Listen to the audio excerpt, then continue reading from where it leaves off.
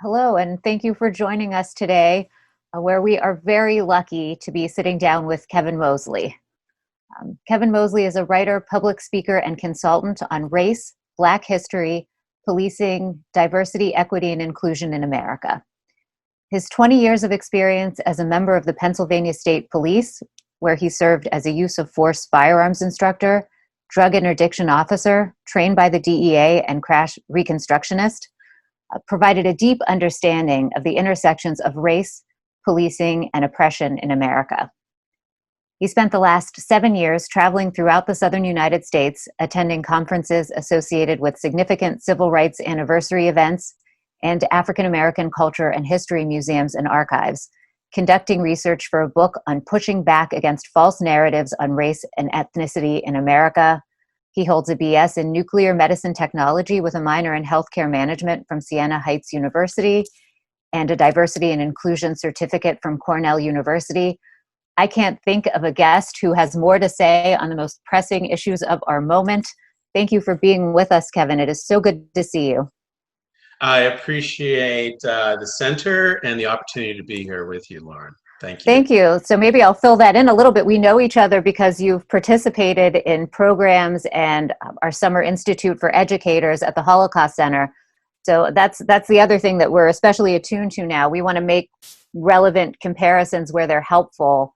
And especially at a time like this, the Holocaust Center, I think, has a specific contribution to make.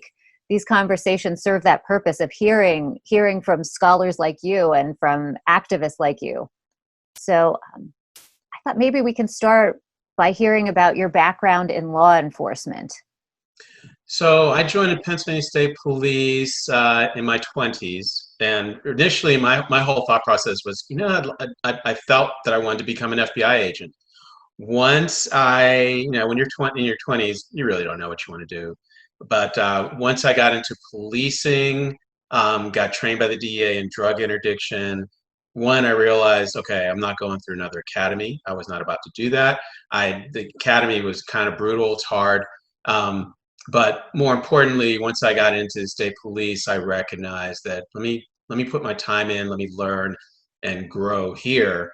And I started to see and understand how policing operated, particularly when it came to race and oppression.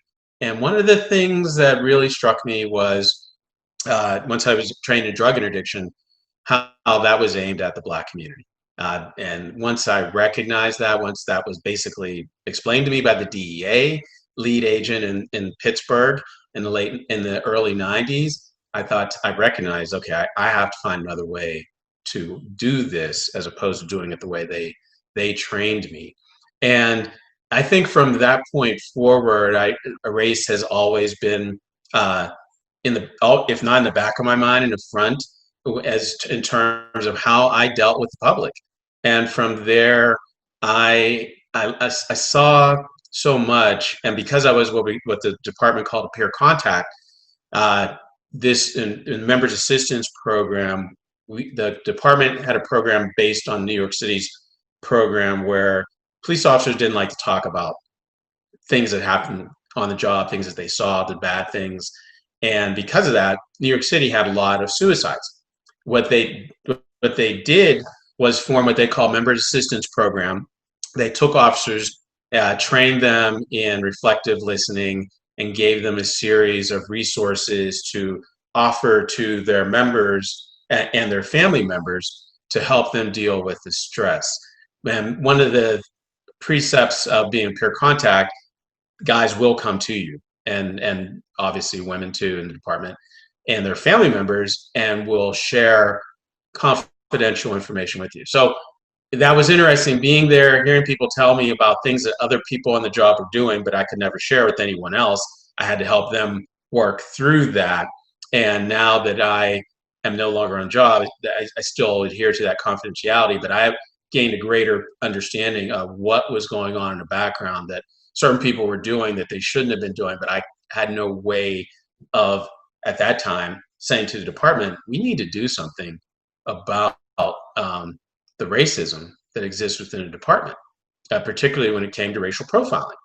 And now that we look at the numbers that we see, I mean, Here in the city, they came out with their report just a couple days ago that talked about what they want to do with the mayor's commission, how they would like to approach, how do I want to put it, the problem of policing in America.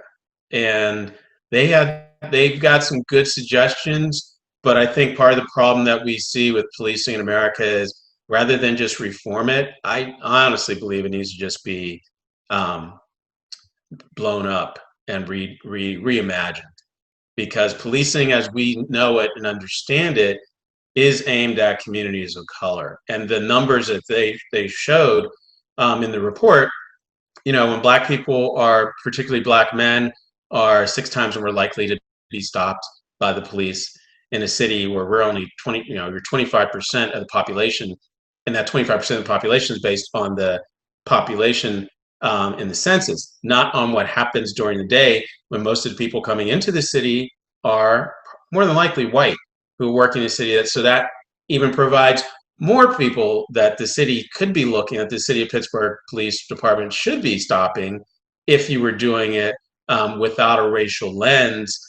So this number of 6 times more likely shows that, even though in that report they tried to say, well, we don't know we can't say if it's racial profiling, if it's racial disparity, but what you can say is that based on the numbers that we see, knowing that you're 6 times, I'm 6 more times more likely to be stopped in the city, arrested, cited, and everything that comes with that under the law.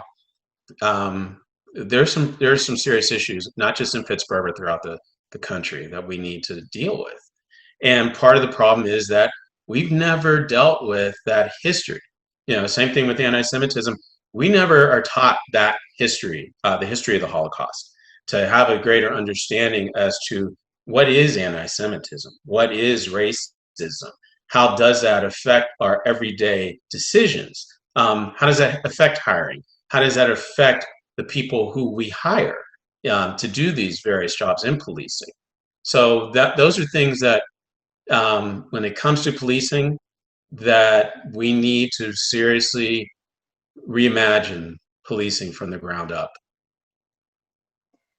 Is there an opportunity to do that now, do you think, after months and months of protests after the murder of George Floyd? Are cities really looking at this seriously? Are even the suburbs, are police forces really taking a hard look at themselves, do you think? I would say that the larger cities are, and I would think, when we look at what happened in terms of the places that had protests, it wasn't just large cities. There were protests all over the country, in rural parts of the country. I think the thing that surprised me the most was I was present at the Antoine Rose protest post-verdict, and I'm going to say that probably the crowds at those protests were about 30% white, approaching 40% white. I was amazed when I went out to the first protest for George Floyd, and I'm seeing 80, 90% white people. I was like, what just happened? And it was amazing. I was grateful that it happened, that because of the pandemic, people were forced to, they only had their phones. They didn't have sports to look at. They had to pay attention. They saw what was going on with COVID, because as we talked about pre-recording, most of the people that were dying, that were more likely to die, were of color: Black, Latino, Native American, and Asian. And we kept asking for numbers. And once we started to get numbers, that just exposed more of the racialization that has occurred in this country with respect to health disparities, and just living, period. Then when it came to what we saw with Ahmaud Arbery, with Breonna Taylor, and then with George Floyd, and just to sit there and to see how that played out with George Floyd. And when I first saw it, all I could think of was positional asphyxiation. The same thing happened to Johnny Gamage here in Pittsburgh. And I thought they had to have been trained in that, and they had to have known what they were doing. And why would they continue to do that, particularly when you had a EMT come up to them and try to explain to them forcefully what they were doing, that she needed to step in there and help, but they wouldn't let her. And I think that in and of itself, it shocked a number of people in this country. And it was interesting once that happened, because on my Facebook page, I've turned that into a social justice research platform for myself. And I've been using it for 7 years. So a number of my friends have gotten tired of it, and they've kind of written off some of the things that I said. But it was interesting, after George Floyd, I had people call me and say, I didn't believe a lot of the stuff that you said about race in America, and I'm sorry. And, I'm getting a little bit emotional here, because it's been a struggle to get people to actually listen. And it took the murders of innocent, more murders of innocent Black people to get people to recognize that we're not making this up. We have been telling you the truth all along, but denial has always been baked into the system of white supremacy, and it's what makes it possible.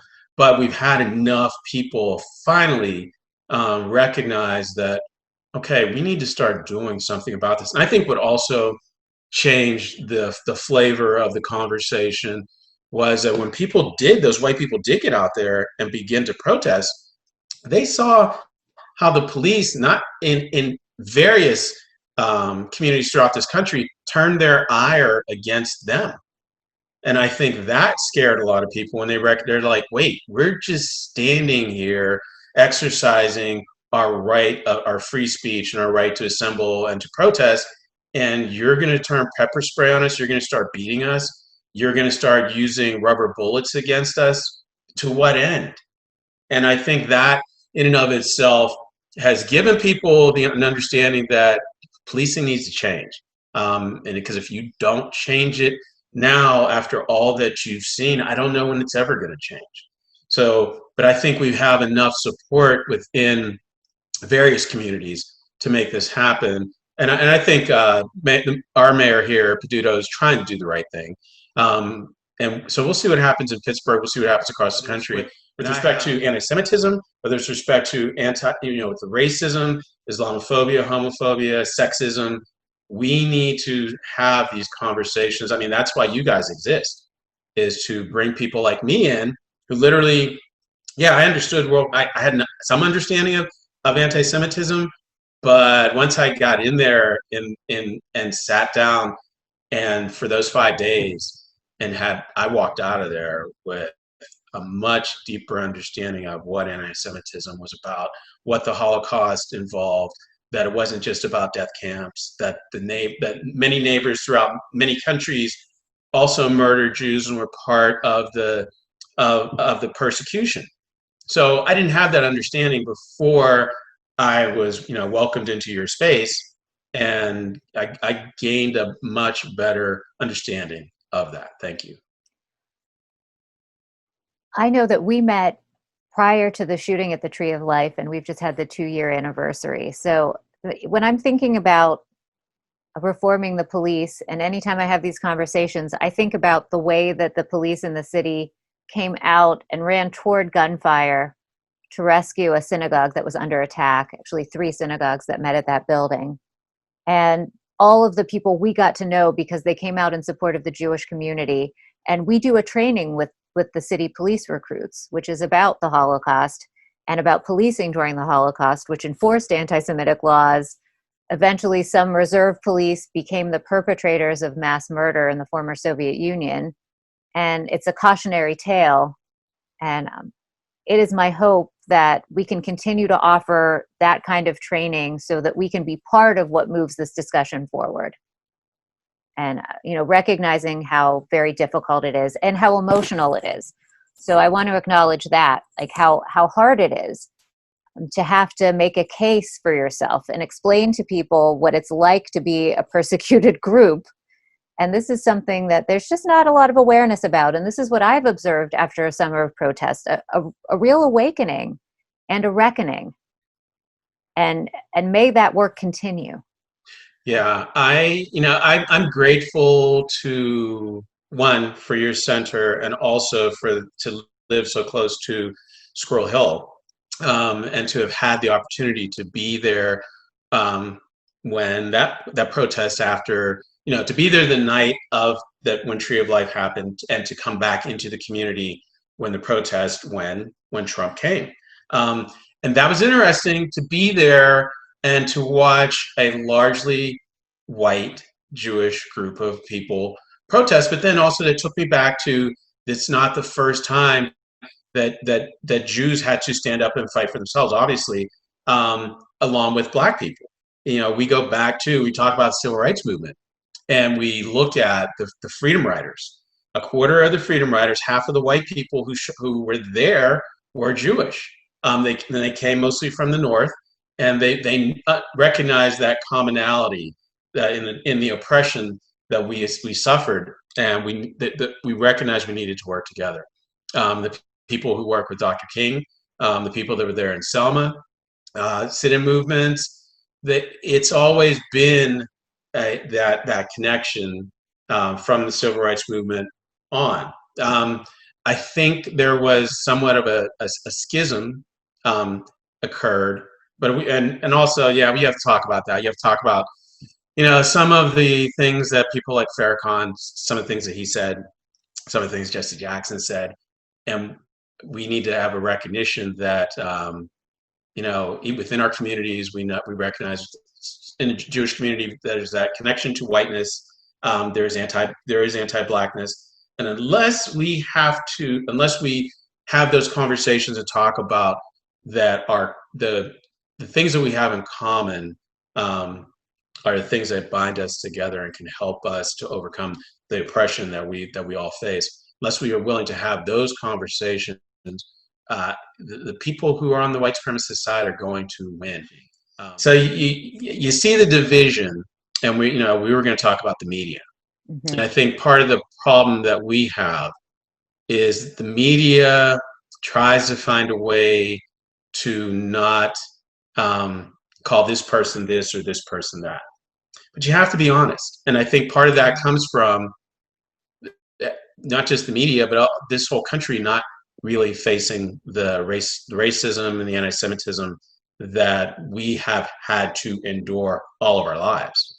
And I think if you talk about that history and teach that history, and doing what you guys do at the center, that helps. But when we talk about policing, and in any corporation, nonprofits, they really need to consider, how do you move forward from this point in time in terms of, as a Black person, you as a Jewish person, if you show up in that space and you're working in that space, can I bring my authentic self to work at that space and actually have my voice heard? And that is the problem that we face now, is that we're still getting the fragility that we have to face, where people aren't willing to actually incorporate into their companies and do the work that needs to be done to make their companies welcome spaces where we can say that, yeah, we're hiring people of all colors, all ethnicities, all races, all religions, because that's what we believe in. And we have to get to a point where we get people, the people who are the white men, because usually it's white men who are in charge of these spaces. We have to get them to the point where they recognize that, yeah, we need to sit down and we need to come up with a mission plan that addresses this and face it. I'm thinking about taking responsibility. So I'll just briefly. So I grew up in this area. Obviously, I'm Jewish.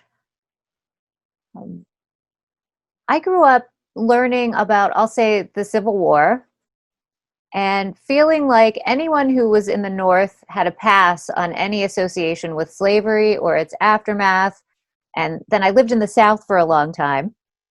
And so it was different. And I was able to go on for a long time not recognizing systemic racism in our country, not recognizing how those structures how durable they've been, how they have persisted for centuries, where they come from and how they affect the north of this country. There's a really good talk that was recorded at the University of Texas with Dr. Peniel Joseph, and he said, the American South is the United States of America. And that has really stayed with me. And so part of what we're doing at the center now, while we teach about the history of the Holocaust and about anti-Semitism, is we're trying to understand what learning about the Holocaust and learning about the history of our country, what commonalities we can draw, how learning about one adds to an understanding of the other. And I know this is something you've put a lot of time and thought into. So I want to open up that question. First of all, what made you think about studying the Holocaust as part of this larger project, and how has that contributed to the book that you're writing now and the understanding that you're going to bring to all of us through your work? So, as I said before, I knew that there were alliances between African Americans and Jews during the Civil Rights Movement. I really had no idea of the depth that white supremacy, the steps that they took to oppress us based on Jim Crow laws, and how that intersection and how that literally is a commonality that we have together. And it wasn't until so let's go back to the 19 teens, where you have Madison Grant writes his book, The Great Passing, or The Passing of the Great Race. And he literally gave a framework for how to deny everyone that they did not consider to be white entry into the United States, so immigration. So he gave a framework for the 1924 immigration law, and with that, he gave Hitler. Hitler called his book his Bible.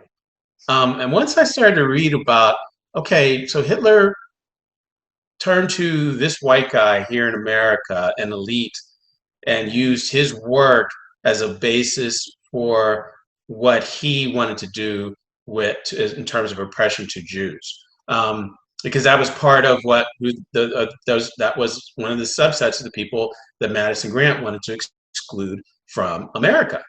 And we saw how that played out in World War II with the Germans, and and also back here with immigration, and how Jews could not get into this country. It was hard as the war as it came to time for the United States to get into the war, how Jews were trying to get out of Germany and all parts of Europe, and the United States literally turned its back.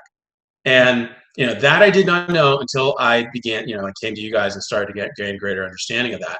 But where it really comes together is where we see what Hitler did with the Jim Crow laws, how he sent people lawyers to the United States to study the Jim Crow laws that were on the books, and took that, admired it, because how America treated African Americans is how he decided what he needed to do to Jews in Germany.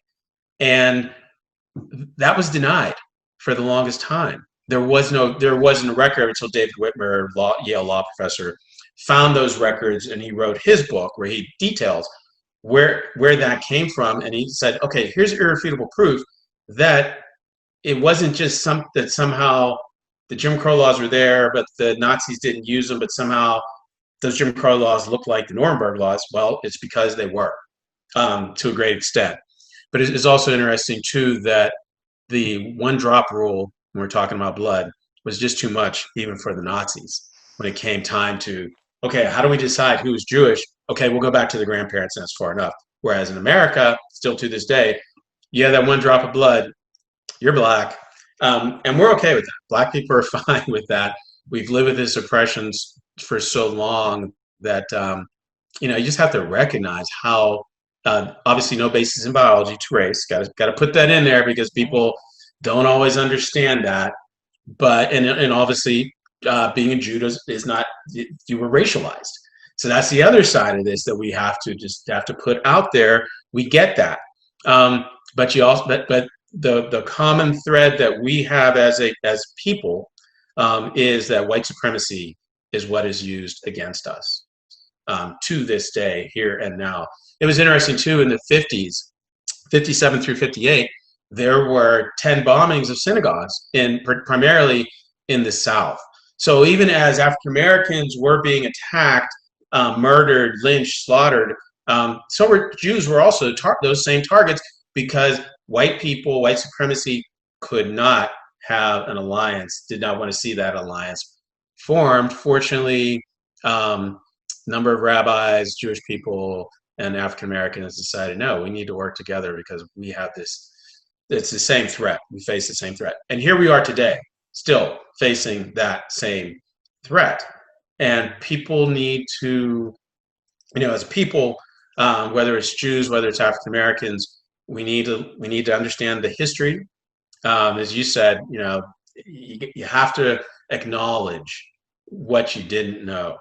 And once you do know it, it's what do you do with it?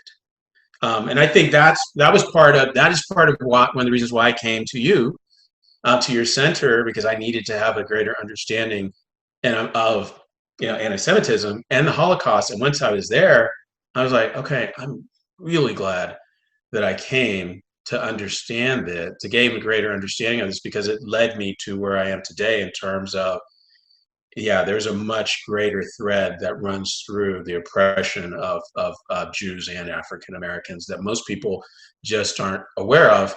And Isabel Wilkerson talks about this also in Caste, where she did that same type of research and found that, hey, the Nuremberg laws were based on Jim Crow laws. And to hear that Hitler called Madison Grant's book his Bible, and that the Nazis also relied on American eugenicists for what they eventually did in Germany to the Jews, and not just Germany, but throughout Europe, but also what the eugenicists did to people of color in the Americas and to people who they deemed less than. And I mean, same in Nazi Germany and the areas that the Nazis occupied. I mean, the Jews are the obsession, and that's the primary target, but there were other groups too that were targeted: people with disabilities, homosexual males, Roma, Sinti populations. And it was similar. It was forced sterilizations. It was a lot of the things that also happened in this country. So it's like the deeper you get into this, the more blatant these connecting currents are. And it's very disturbing. But I think about 2020 and where we are now, and the rise of white supremacist groups all around our city. There was a long article over the weekend about a presentation from the FBI that took place last Thursday. And it's real. And the struggle to talk about anti-Semitism, there are two things. One is the assumption that Jews are white and therefore benefit from white privilege. And I'm not going to say that doesn't happen to Jews who are fair, like I am, right? About 10% of the Jewish population in this country is non-white. So right away, when you make that assumption, you're marginalizing part of the Jewish population that's already suffering marginalization for other reasons, all based on race. I have to admit to my own sort of oversimplified way of thinking and talking about this at one point, because I always said race is not biological. It's made up, not leaving room for the experience people have of being racialized. And not even as a Jewish person did that really occur to me until we really started to dig into this subject and think about how the Holocaust Center of Pittsburgh can make a contribution to these discussions and can help to move things forward in terms of our own organization and what we look like and who works with us and who's in our leadership. And in terms of trying to stop anti-Semitism when it's something that's a little bit nebulous, like it's everywhere and nowhere at the same time. So, I mean, we really have our hands full. And I'll also add the pandemic makes it so much worse because of scapegoating and the need to blame someone. And the methods of white supremacist groups, which have been really advanced in using social media, lurking in basements and dark corners, and everybody's home now, everybody's online that much more. We have a real challenge here. Yeah, No, we do, and I'm glad you brought up that 10% of Jews in America are not, they're not white, and that needs to be acknowledged, because far too often, particularly those of us outside of the Jewish community, refer to Jews as white, and it's like, no, there are a number who are not, and that you need to acknowledge their presence and what they go through on top of being Jewish. So yeah, that's part of the big problem. But so yeah, I think also QAnon, when we talk about misinformation, that is just, you wonder, okay, how can people believe that?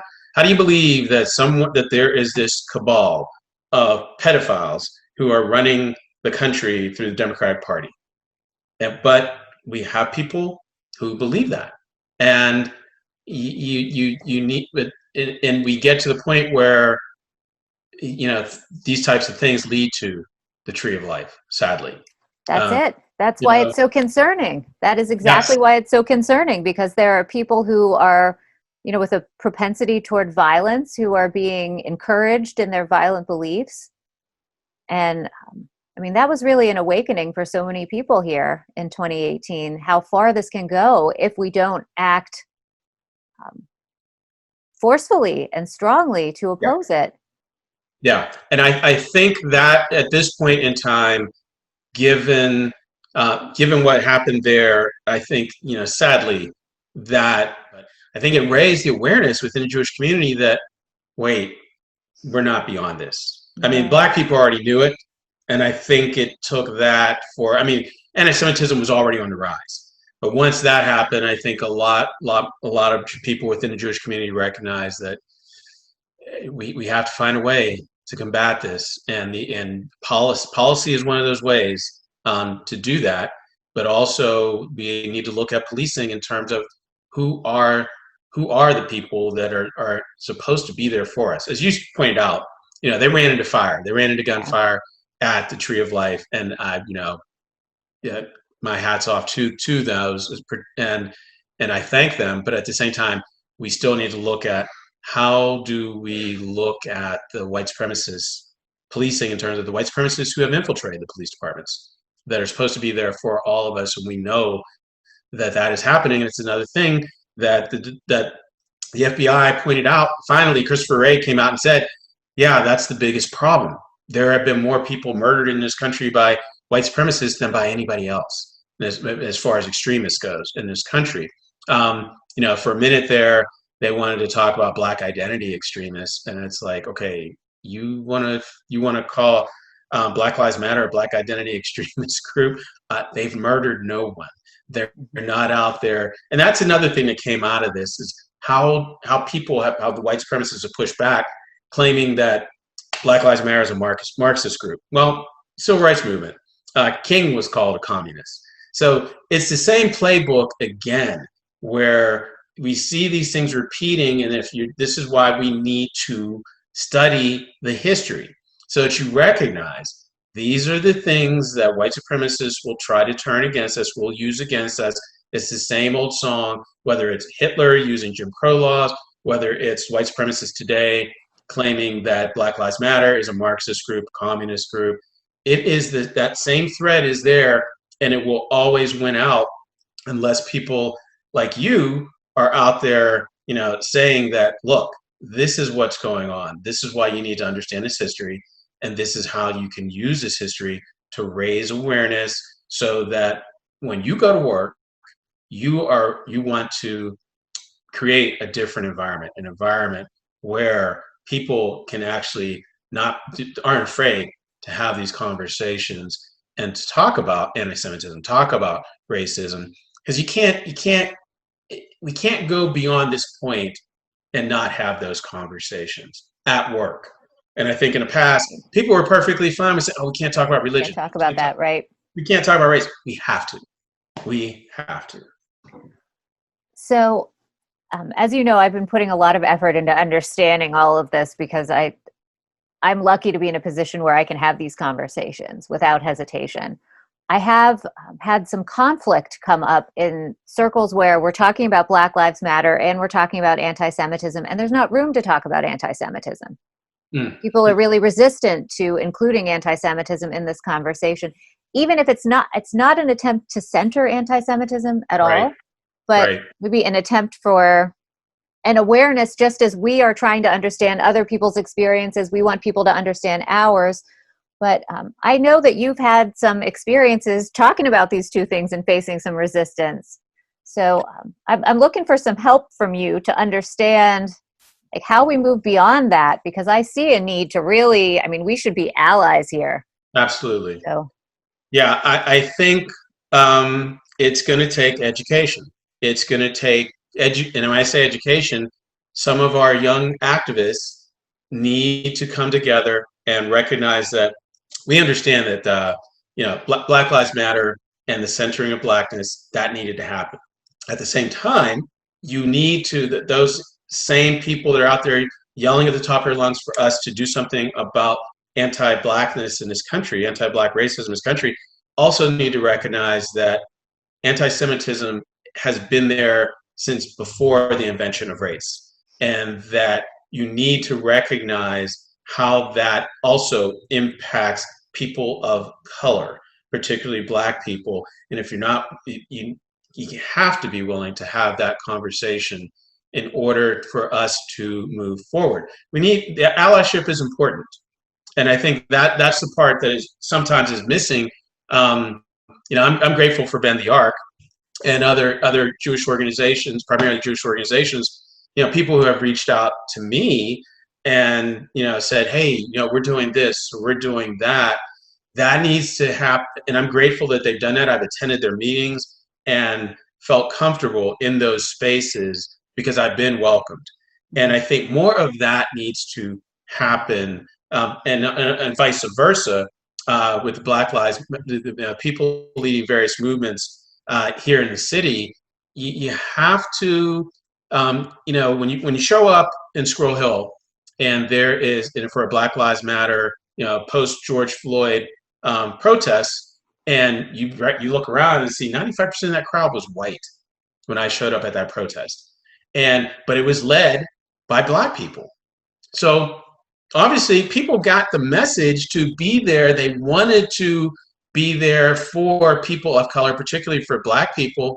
And what we need to do is make opportunities and spaces for people to come together, whether it's the activists, and Bend the Arc and other community organizations within the Jewish community, within the Black community, to come together and have conversations as to, okay, how do we affect change?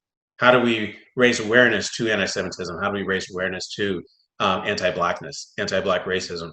How do we come together to create a synergy that doesn't end, so that we can, whether we come to your space, and I think really your space is where people can come together, should come together to have those types of conversations, because all around them, whether it's the art that is there, because art is also important in terms of Black lives, in terms of how Black people have been trying to fight against the oppression. We need spaces where we can all come together and have those conversations, where people don't feel threatened, and feel like they can be their authentic selves, where, okay, you might say something wrong, but we're all going to make mistakes. We have all made mistakes at one time or another, and recognize we will continue to make mistakes, but we need to recognize that what's most important comes out of this is that we need to feel that we belong with one another in this struggle. and in all of the work that I've been lucky enough to do for the center, I'm grateful to all of the people who allowed me to say the wrong thing and then figure it out, because it's not easy. It's very hard, and it's very sensitive. And I mean, I think that it's important to be forgiving of ourselves and others as we do this difficult work together. When you were talking about visiting the center, it made me think of how the center has been closed since March because of the pandemic, and especially for our demographic, which still includes a number of Holocaust survivors. We're lucky enough to have them still. We knew it was the right thing to do to close our doors, and we've not reopened. Likewise, we have missed the opportunities that we had in the past to travel and see significant heritage sites.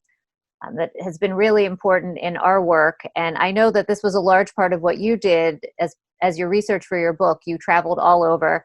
And I'm particularly interested, because I haven't made it there yet, in the National Memorial for Peace and Justice and the Legacy Museum in Montgomery, which are so amazing, and Brian Stevenson's work. So I know that you have visited. If you don't mind, I'd love to hear about your experience there. Sure. So that opened a couple years ago, and he had this wonderful dedication ceremony where he had a conference. So all these places I go they're connected to civil rights. My civil rights, I call it tourism, but also it's always connected with a conference where he brings in people who live that history. And that's the most important part of it, and people who are fighting today. I mean, one panel that I got to listen to was Cheryl Eiffel, the head of the NAACP Legal Defense Fund, and Michelle Alexander. And just sitting there and listening to these two Black women attorneys talk about the history, and then also talking about, Michelle Alexander's awakening, because she was an attorney and didn't understand what it was that some of these young Black men were going through in Oakland until one showed up at her door, had a conversation with her. She didn't believe him, or she said, "I can't use you because you've got a record. I'm sorry." But then when she saw a few months later, oh wait, he was telling me the truth. The police are setting up young Black men. That's what was the impetus for the new Jim Crow. But sitting there listening to them talk about those things, and then looking around the room and seeing people like C.T. Vivian, who just passed, seeing people, when I've gone these places in the past, John Lewis, just the amazing number of people who fought for us, and some still with us, still fight for us. And I know that you guys have lost a number of survivors in the last few days, and I think that's the thing that I miss the most. The SNCC was supposed to have an event in June in DC, and they weren't able to. And now John Lewis is gone, C.T. Vivian gone. But going back to Montgomery, Brian Stevenson brings together all these people in this space for 3 days. And the first place we got to go to was the museum, the Legacy Museum, that's dedicated to the telling of the history of from enslavement to mass incarceration. That brought me to tears. There's no other way to talk about it. He has this one display or exhibit where first I got to back up. His headquarters, when he bought it, he didn't know this. It was a former slave sale place, gallery. So he didn't know that there were actually Black people were brought there, enslaved, and sold there before he bought his headquarters. He buys his headquarters, he finds that out, and then when he decides, I'm going to build this museum, he builds it there. So fortunately, thanks to Dr. Todd Allen and his Civil Rights Bus Tour, we were able to go into Brian Stevenson's EJI, Equal Justice Initiative headquarters, while they were building the museum. So we're in there, and we did this 2 consecutive summers where we go in and you could hear all this hammering, and the lawyers who are giving us the tour and giving us talking about the work that they do, they're telling us, yeah, we're working on this museum. Well, when I found out that, oh, you mean they're building it in this building? And because right down the street is where the auction block was, like literally like 2 blocks away. So when I come back for this event and see all these people that Brian brought in, all the people that came to talk about social justice, and to just have those conversations. Then you go into the museum where you're looking at a life-size hologram, 6 life-size holograms of enslaved people. They use the records from conversations that Black people had and talked about their experiences being enslaved, and they had actors play those roles and use the actual words of the enslaved in those spaces. So I took my time and went through each one of those pens And literally, that's like towards the beginning, I was already in tears. Then you walk into the main room and you see how he walks you from enslavement up to mass incarceration. Then one of the major exhibits in there was Anthony Ray Hinton, who was wrongly incarcerated and on death row for I want to say 30 years, maybe not quite that long, but pretty close. And he talks about what it was like to be a black man on death row, wrongly accused, losing relatives, his mother, while he sits in a cell on death row. And that brought it home. One of the things I had a chance to do when we went back with Todd's group was the bookstore at that time was right next to the Legacy Museum, and that's when Anthony Ray Hinton's book had just come out, and he was there, and he signed our books for us. And it was just, to be there, to learn that history, to meet Mr. Hinton, and then to go to the Peace and Justice Memorial, the lynching memorial. There's this feeling of awe and at the same time of deep, deep sorrow and sadness of recognizing what America has done and recognizing that America has not wanted to acknowledge that past and deal with it. One of the things that, and those, he calls them monuments, I think they're about 4 foot tall. They look like a column, bronze column. And he starts, when you walk in, you go past a couple quotes and you go past the statue of enslaved people. Then you walk up to the top of the monument and you see these pillars there. And on each one, he's got a number of African Americans who were lynched and the county that they were lynched in. But before you get to that point, you look off inside the structure. It's outside. It's an outside enclosure. He duplicated each one of those monuments so that those communities could claim them, work with their counties, bring back the duplicate to acknowledge in that space what happened there, to begin a healing process.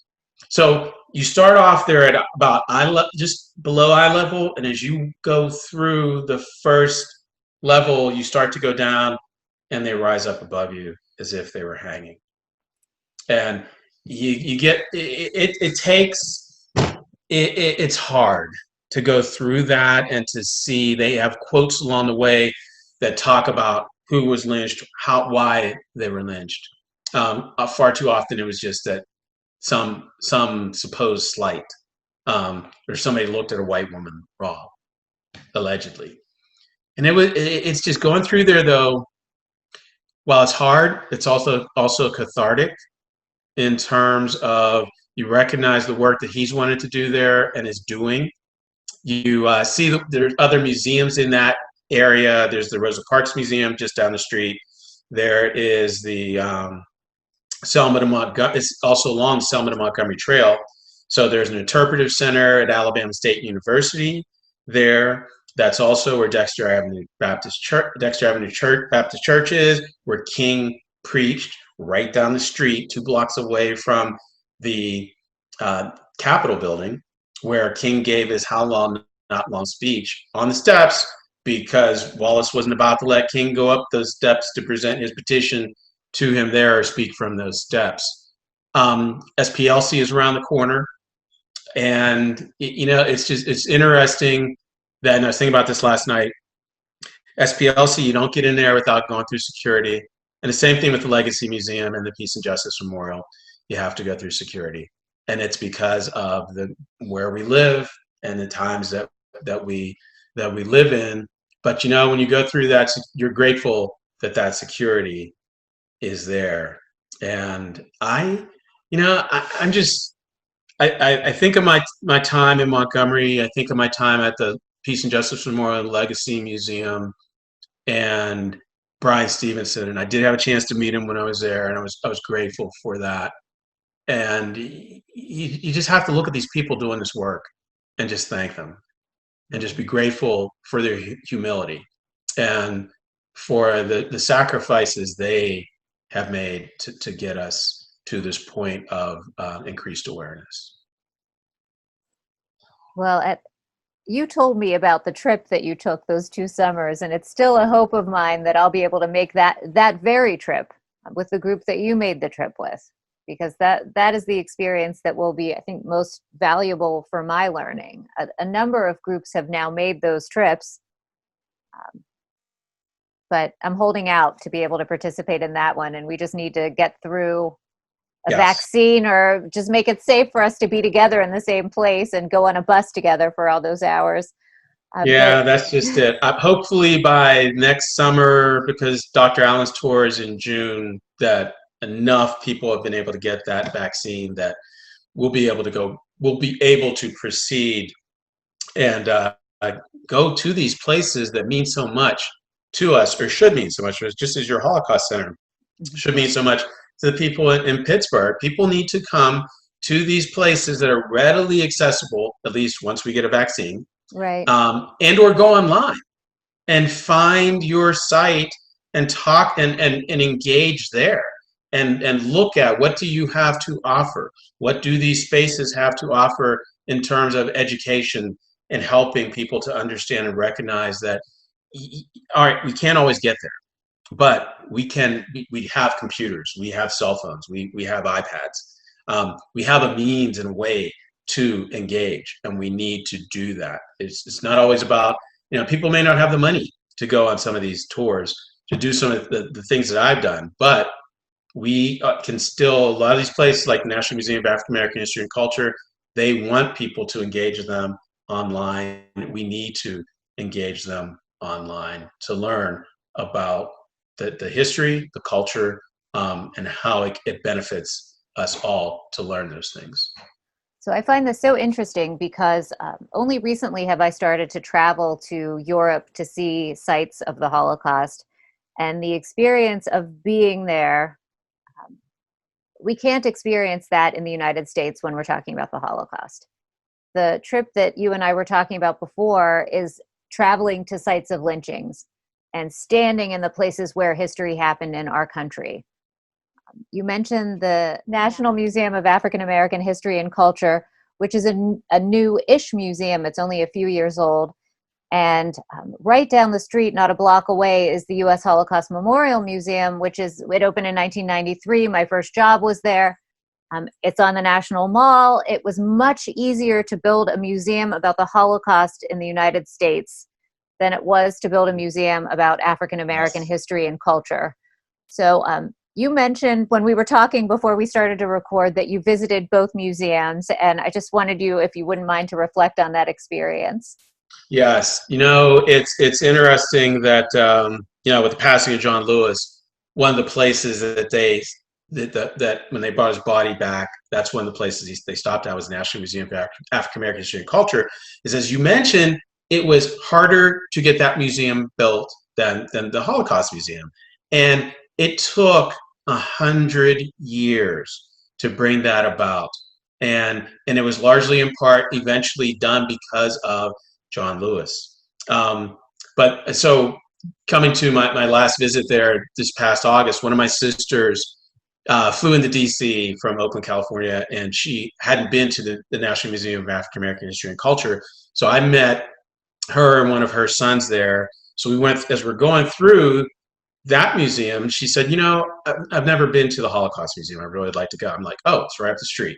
Because I've been there before, but the last time I had been there, I hadn't been to your center yet and learned all the things that I've learned about the connections between Jim Crow and the Nuremberg laws. So when we walked in and we get up to the worker, we start at the top and start to work our way down, I immediately begin to see the correlation. I'm like, oh, that's a Jim Crow law. That's a Jim Crow law. That's a Jim Crow law. And I recognize these are the Nuremberg laws. And that had been the first time that I had done. I'd been in the National Museum of African American History and Culture 20 times. I've been to the Holocaust Center twice before, but then as I go from the National Museum of African American History and Culture to the Holocaust Museum, and in person see that connection, it just kind of freezes. It just made me stop in my tracks, and just made me appreciate the ability of people who work in those spaces to bring to life and to bring back to memory the lives that were lost and why they were lost. And particularly with going to historic sites where terrible things have happened and where good things have happened, where people have overcome, the thing that does for me is it gives me people, space, time, and events, and helps me to connect all that. And that's probably the greatest thing I get out of going on Dr. Allen's tour, is to be able to do that, because Dr. Allen's tour, it's 9 cities, 12 states in 9 days, and just all the places that we go and the people. And he always has people on his tour who lived that history. I got to sit there and listen to Juanita Abernathy talk about the experiences that she had on separate events on Dr. Allen's tour when we visited Atlanta. And just to hear her talk about being pregnant and being at our home in Montgomery and it being bombed, and how that child shook for 6 months afterwards. When you sit there and you hear people talk about that, or when you have Minnie Jean Brown Trickey on a tour with you for 9 days, and she talks about what Jim Lawson did for her in Memphis, and she's standing there in tears explaining how he literally saved her life. Words cannot describe the gratitude that I have for people being willing to share those experiences with me, for Dr. Allen's hard work over running his tour for 18 years. Last year was the first year you couldn't do it because of COVID. But then you're just grateful to have those opportunities and to be able here to share some of the experiences I had. One of the worst experiences I had, when I say worst, it just brings to mind the title of my book is going to be "Denial is the Way of Whiteness," but it just brings all this together. I was with Emmett Till's family on the trail that involves his lynching, and we were at the barn where he was murdered. And before we get there, this is the second time I went with Till's cousins, and as we're approaching the barn, up comes this golf cart. 2 white people, middle-aged white people on a golf cart. And this woman says, "What are you doing here?" And I'm thinking to myself, okay, we were just here 2 years ago. This woman identified herself as the owner's daughter. And I'm thinking, she has to know that this is Emmett Till's family. This is the anniversary of it was the 62nd anniversary of his lynching. She knows who these people are. I stood there. I didn't say anything. I was going to let the woman who is the curator of the foundation, I was going to let her do all the talking. She did. She told him who she was, what we were doing there, and the woman gets back in the golf cart and says, "Okay," and they drive off. And we walk up to the barn, and as we're about to begin, the tour guide, civil rights tour guide that was with us, was about to begin to talk about what happened. And speaking of being in places and spaces, there are only a couple places that I haven't been able to bring myself to walk into. That plantation is now owned by a white dentist. He remodeled the barn, but he never touched the stall where Emmett was murdered, thankfully. The first time we went there, we were invited in. We were invited to step into the barn, and I'm like, I can't. I couldn't. So the second time we're back there, I'm standing outside. I have video going, and just as the tour guide is about to speak, we hear gunfire, a lot of it. And we realize I realized, because I was a use force firearms instructor, I realized, okay, they're not shooting at us, but they're trying to intimidate us.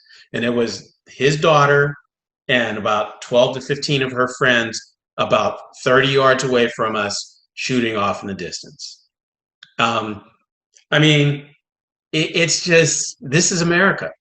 You know, here we are in Mississippi. This was just a couple years ago, 3 years ago, that this happened to Emmett Till's family, that they thought that that made some kind of sense to do that. But this is where we are. And yeah. I have that on video. I found that a couple last year. I'm like, oh, I actually did record. It was like that. The shooting went on for 3 minutes. They just kept firing.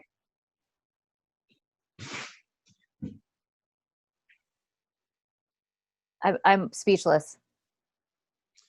You know, the first time I went down to be there to go on that pilgrimage, that was the first time I saw a Confederate flag rally. This was shortly after Mother Emanuel and Dylann Roof.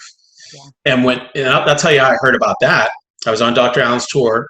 We were in Birmingham, and we're listening to one of the survivors of the bombing talk about her experience as a 12-year-old child in 16th Street Baptist Church when it got blown up and the 4 little girls died. We walk out of there. Caroline McKinstry told us about her experience. We walk out of there, and that's when we heard, this is so 5 years ago, that's when we heard that Dylann Roof had murdered the 9 parishioners at Mother Emanuel. In Charleston. Yeah.